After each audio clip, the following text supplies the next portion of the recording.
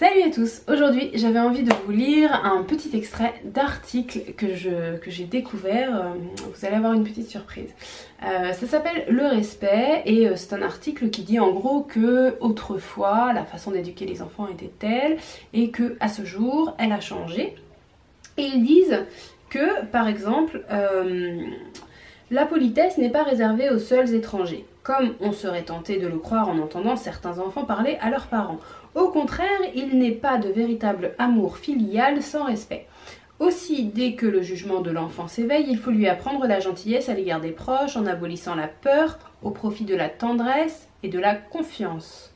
Autrement dit, le respect aux parents ne doit pas dépendre de la crainte qu'ils engendrent ou du châtiment qu'ils ont la possibilité d'affliger, mais de l'amour et du dévouement qu'ils manifestent dans l'accomplissement de leur tâche d'éducateur. Et je lis un dernier petit morceau de paragraphe. D'autre part, pour avoir des enfants respectueux, il faut leur apprendre ce qu'est le respect par l'exemple. Lorsqu'on s'adresse à eux, qu'on exige d'eux ou qu'on leur fait une remontrance, il est indispensable que ce soit en termes courtois. Si par négligence ou emporté par la colère, on se laisse aller à employer des mots malsonnants, on peut être sûr que les enfants s'en feront l'écho et parleront comme on leur parle, etc.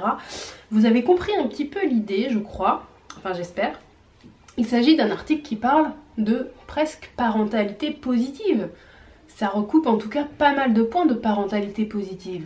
Sauf que cet article, là, vient de ce magazine-là, qui s'appelle Mode de Paris et qui date de mai 1973. Je suis tombée dessus en farfouillant dans des affaires de ma grand-mère pour du tricot, rien à voir. Mais quand je suis tombée sur cet article, je me suis dit c'est assez dingue de se dire qu'il y avait déjà autant d'années. On parlait d'une façon un peu différente, c'est vrai, mais on parlait déjà de certaines choses en rapport avec la parentalité positive. Et puis depuis, je suis tombée sur autre chose.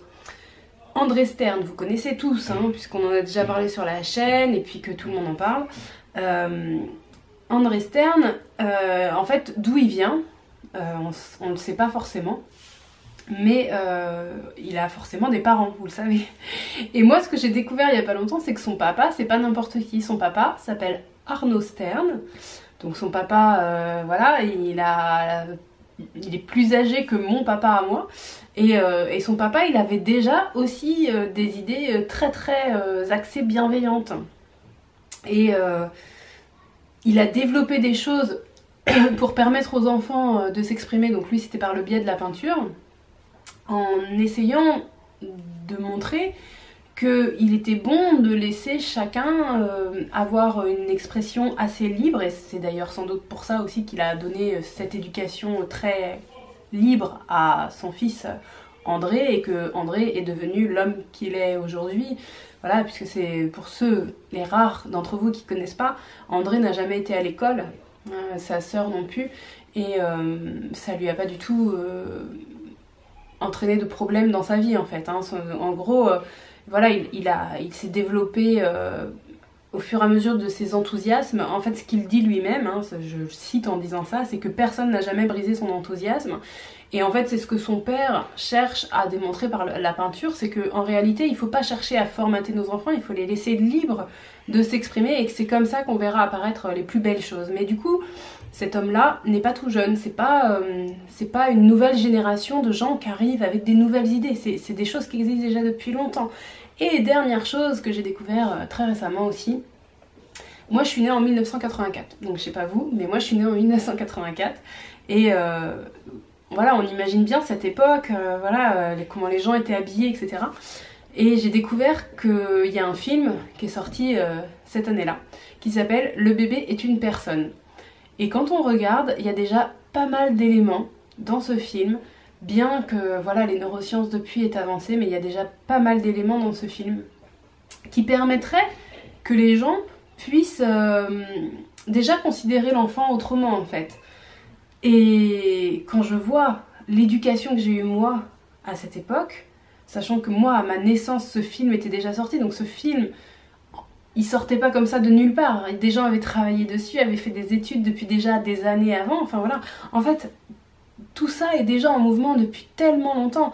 Il y a aussi un autre point donc, que j'ai pas découvert récemment, que je sais déjà, mais je vous en ai déjà parlé, puis peut-être que vous vous en rappelez pas, donc je vous le rappelle. Il y a aussi au niveau pédagogique beaucoup de questions qui se sont posées avec les écoles Sudbury.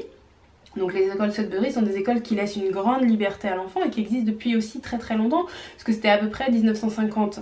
Donc vous voyez, c'est assez ancien, et pareil, ces écoles elles sont pas apparues du jour au lendemain. Donc si des gens ont eu cette idée là, c'est parce qu'il y avait déjà eu des prémices de peut-être que on cherche trop à formater nos enfants tout simplement, et peut-être qu'on cherche pas assez à les respecter, à leur laisser exprimer leur potentiel, à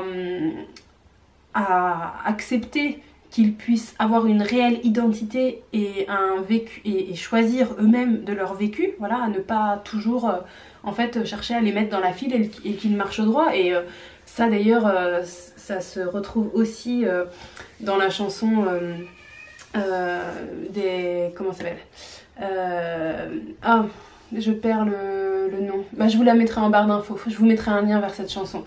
Parce que si je me mets à chanter, j'ai l'air en tête mais je retrouve plus l'auteur. Bon, enfin bref. Donc tout ça pour dire que la parentalité positive n'est pas quelque chose de super moderne, de super récent, une idée nouvelle, une mode, etc. comme certains le disent. Enfin en tout cas pas à mon sens. Au contraire, c'est quelque chose de très ancien, qui émerge peut-être de plus en plus, c'est vrai, parce que bah forcément, hein, plus on a d'éléments et plus on en parle, et plus des gens se l'approprient, et donc plus ça fait son chemin, mais on a encore beaucoup de chemin. Et pourquoi je voulais vous dire ça? Parce que certains peuvent se dire, oh là là, mais du coup si ça fait très très longtemps, et qu'on en est toujours à ce point-là, c'est assez triste. Ça c'est la version pessimiste. Moi je préfère plutôt m'attarder à la version optimiste. Donc la version optimiste, ça serait de se dire qu'il y a déjà une partie du chemin qui a été faite, donc c'est tant mieux pour nous. On arrive avec déjà une bonne partie du chemin qui est faite, on n'a pas tout à faire. Et aussi pour rester dans l'optimisme, de se dire que c'est quelque chose qui se fait de génération en génération. On n'a pas, nous, notre génération, apporté l'intégralité de ces changements sur l'éducation, sur la parentalité, sur tout le système scolaire. C'est pas grave si tout ne se fait pas dans notre génération, c'est pas perdu. Il y a des gens qui ont bossé avant nous, il y a des gens qui bosseront après nous. Malheureusement, c'est vrai qu'on va pas laisser un monde formidable à nos enfants, mais enfin un monde formidable, un monde parfait. Mais de toute façon, le monde parfait, ça va pas être possible, on le sait. Donc c'est pas la peine de nous surcharger de pression. Voilà, il y a des gens avant nous qui ont fait beaucoup de choses et c'est très bien. Et il y a des gens après nous qui continueront le chemin. Nous, on fait juste notre part. C'est un petit peu comme un relais, vous savez, dans le passage de relais. Et bah, s'il y a 4 relayeurs, les 4, ils ont chacun leur part à fournir. Nous, on est juste un des 4 relayeurs. On n'est pas le marathonien. Et je trouve que ça soulage aussi un petit peu de se dire ça, de se dire que finalement, c'est une mouvance qui va demander tellement de temps qu'on n'en verra sans doute pas le bout nous-mêmes, mais à laquelle on aura participé voilà, à notre petite échelle. Si cette vidéo vous plaît, vous n'oubliez pas mon petit pouce j'aime, et puis moi je vous dis à très vite pour une prochaine vidéo.